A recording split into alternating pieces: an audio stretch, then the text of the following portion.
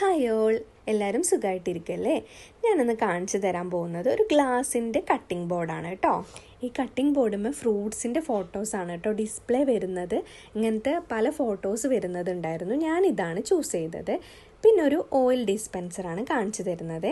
ഞാൻ ഇതിനകത്ത് കുറച്ച് വാട്ടർ ആഡ് ചെയ്തിട്ടുണ്ടായിരുന്നു കേട്ടോ. പക്ഷേ ഇതെന്തോ വർക്ക് ആവുന്നില്ല. ഞാൻ ഏതായാലും ഒന്നും കൂടെ ട്രൈ ചെയ്ത് നോക്കുന്നുണ്ട്.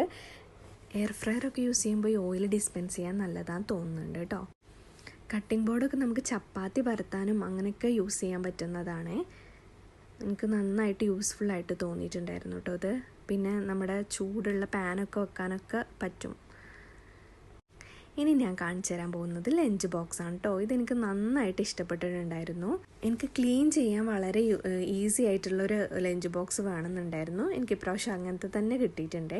ഇതിൻ്റെ അകത്ത് ഒരു സ്പൂണ് വരുന്നുണ്ട്. അത് നമുക്ക് ഞാൻ പിക്ചറിൽ കാണിക്കുന്ന പോലെ യൂസ് ചെയ്യാൻ പറ്റുന്നുണ്ട് കേട്ടോ.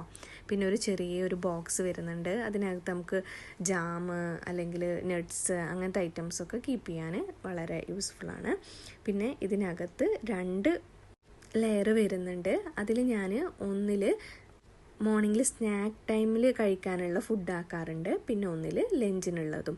അപ്പോൾ ഇത് രണ്ടും ഒരുമിച്ച് തന്നെ ഒരു ബോക്സ് തന്നെ ആക്കുമ്പോൾ നമുക്ക് ആ മോർണിംഗ് ടൈമിൽ റഷ് ഒഴിവാക്കാനും വേണ്ടിയിട്ട് വളരെ യൂസ്ഫുള്ളാണ്. കാരണം ഒരു 2 ലഞ്ച് ബോക്സ് ഒന്നും അന്വേഷിച്ച് പോകേണ്ട ആവശ്യമില്ലല്ലോ. ഇതൊക്കെ വീഡിയോ എടുത്തതിന് ശേഷം ഒരു മുത്തബൽ ഉണ്ടാക്കിയത് കാണിക്കുകയാണ് കേട്ടോ. ബ്രിഞ്ചാൾ നന്നായിട്ട് ഫയറിൽ ചുട്ടെടുത്തിട്ട് അതിൻ്റെ കൂടെ ഗാർലിക്കും ചില്ലിയും പിന്നെ തഹീനയും ഒലിവ് ഓയിലും കൂടെ മിക്സ് ചെയ്തിട്ട് ഗ്രൈൻഡറിലൊന്ന് ജസ്റ്റ് ഒന്ന് ഗ്രൈൻഡ് ചെയ്തെടുത്താൽ ആ ഒരു പേസ്റ്റ് മുത്തബല് നല്ല ടേസ്റ്റാണ്. റൊട്ടീൻ്റെ കൂടെ ചിക്കനൊക്കെ സൈഡായിട്ടുണ്ടെങ്കിൽ കഴിക്കാൻ ഭയങ്കര നല്ല ടേസ്റ്റാണ് കേട്ടോ. പിന്നെ എന്താ ഹെൽത്തിയാണ്. അപ്പോൾ ഓക്കെ, ബായ്.